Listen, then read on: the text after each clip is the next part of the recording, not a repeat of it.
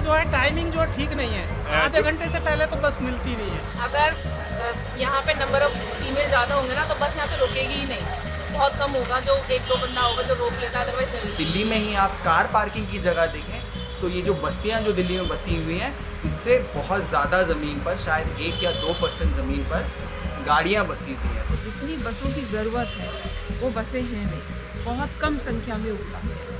उनकी क्वालिटी अच्छी नहीं है और उनके चलने की अच्छी व्यवस्था नहीं। हम नई दिल्ली के इलाके में हैं जहां पर 10 कदम की दूरी पर मेट्रो स्टेशन है और वहां पर लगातार मेट्रो के आने का वक्त नियत है, जबकि हमारे पीछे जो बस स्टैंड है यहाँ पर लोगों को घंटों इंतजार करना पड़ता है और यही हमारे पब्लिक ट्रांसपोर्ट की त्रासदी भी है। कितना इंतजार औसतन आपको करना पड़ता है बस का? आधे घंटे से पहले तो बस मिलती नहीं है। हाँ, इनका जो है टाइमिंग जो है ठीक नहीं है। एक साथ 3 बसें निकालेंगे उसी रूट की, सेम रूट की, और 1 घंटे तक या पौन घंटे तक आती नहीं है बस। सार्वजनिक परिवहन को इम्प्रूव करने के नाम पर सरकार ने सबसे ज़्यादा पैसा मेट्रो रेल बनाने में लगा दिया है। हमारे शहरों में जो सबसे ज़्यादा ज़रूरत है बस की होती है, क्योंकि जो ट्रिप लेंथ होती है, जो लोग दूरी चलना चाहते हैं वो कम होती है, उसमें मेट्रो रेल का उतना फ़ायदा नहीं होता है। और इसीलिए आप देखिए कि मेट्रो रेल अभी भी कहीं भी उतनी राइडरशिप नहीं हुई है जितना कि एक्सपेक्टेड था। दिल्ली में 400 किलोमीटर के बाद से 46% राइडरशिप चल रही है।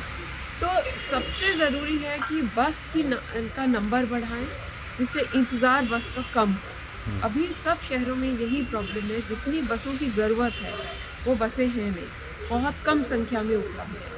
उनकी क्वालिटी अच्छी नहीं है और उनके चलने की अच्छी व्यवस्था नहीं है। आम बजट से ठीक पहले ग्रीन पीस इंडिया ने तमाम विशेषज्ञों के साथ मिलकर एक डॉक्यूमेंट तैयार किया है और इसके जरिए उन्होंने केंद्र सरकार और तमाम राज्य सरकारों से ये मांग की है, या कह सकते हैं कि उन्हें सुझाव दिए हैं कि वो पूरे देश में पब्लिक ट्रांसपोर्ट के नेटवर्क को मजबूत करें, खास तौर से बसों की सुविधा को। इससे न केवल वायु प्रदूषण पर काबू पाया जा सकेगा, एक बड़ा सामाजिक बदलाव आएगा, बल्कि देश की आबादी का एक बड़ा हिस्सा यानी महिलाओं की वर्क फोर्स में भागीदारी बढ़ेगी। हम देखते आए हैं कि पिछले कुछ सालों में अलग अलग राज्य सरकारों ने महिलाओं के लिए, सीनियर सिटीजन्स के लिए, स्टूडेंट्स के लिए पब्लिक ट्रांसपोर्ट को फ्री या उनके लिए विशेष पास बनाने की स्कीम्स बनाई हैं और अन्य राज्य सरकारें भी इस बारे में रुचि दिखा रही हैं। तो इस वजह से हमें लगता है कि इसे पूरे देश में एक व्यवस्थित तरीके से, इसके बारे में एक नीतिगत तरीके से इसको कैसे किया जा सकता है, इसको सोचने की ज़रूरत है और इसके बारे में एक नीति नेशनल स्तर पर होनी चाहिए। उसी को लेकर हमने एक नीति बनाई है, ड्राफ्ट नीति।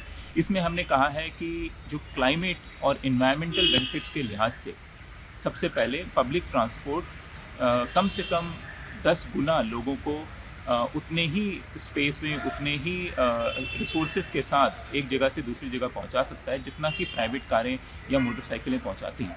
दिल्ली की बहुत बड़ी आबादी बहुत कम जमीन पर बिना बुनियादी सुविधाओं के रहती है, लेकिन अमीर लोगों की कारें शहर के बीचों बीच बड़े पॉश इलाकों में 50-100 रुपए देकर दिन भर खड़ी रह सकती है। लगभग दिल्ली में 25% जो आबादी है जो बस्तियों में रहती है वो 0.5%, मतलब महज आधे % ज़मीन पर 25% आबादी रहती है। और अगर दिल्ली में ही आप कार पार्किंग की जगह देखें तो ये जो बस्तियां जो दिल्ली में बसी हुई हैं, इससे बहुत ज़्यादा ज़मीन पर, शायद 1 या 2% ज़मीन पर गाड़ियां बसी हुई हैं। तो हमको ये तय करना पड़ेगा कि गाड़ियों के लिए हमारे शहर में जगह है, लेकिन रहने के लिए हमारे पास जगह नहीं है, रोजगार के लिए हमारे पास जगह नहीं है। कुछ राज्यों ने जब से महिलाओं के लिए मुफ्त बस सेवा शुरू की है, तब से महिलाओं का एक तरह से बसेस में हैरासमेंट शुरू हुआ है। अक्सर ड्राइवर उनके लिए गाड़ियां रोकते नहीं और कई बार उन्हें मुफ्तखोर यात्री कहकर सताया जाता है। कमेंट बहुत गंदे गंदे होते हैं कि फ्री की राइड है, आप लोगों को तो लेना नहीं पड़ता। अगर कोई भी डिसेबल है, जो को भी है, अगर बोल भी दे कि भाई सीट दे दो, सीट ऑफर कर दो, तो उसके लिए होता है कि हम लोग टिकट लेके बैठे हैं, आप लोग तो फ्री हो।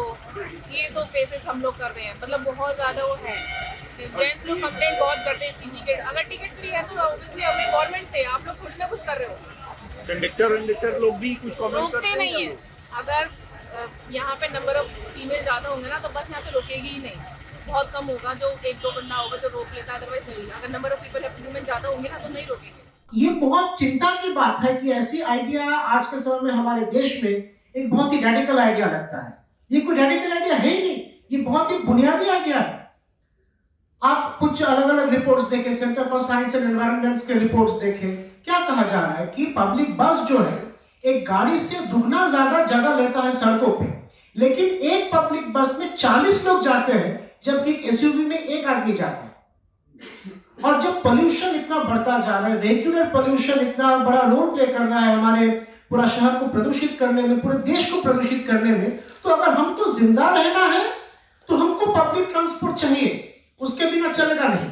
अब जिंदा रहना कोई रेडिकल आइडिया है नहीं, जिंदा रहना एक बहुत ही बुनियादी प्रैक्टिकल आइडिया है। ये महत्वपूर्ण है कि सरकार को ये सुझाव एक ऐसे वक्त में दिए गए हैं जब न केवल आम बजट पेश हो रहा है, बल्कि दिल्ली में, देश की राजधानी में विधानसभा चुनाव भी हो रहे हैं।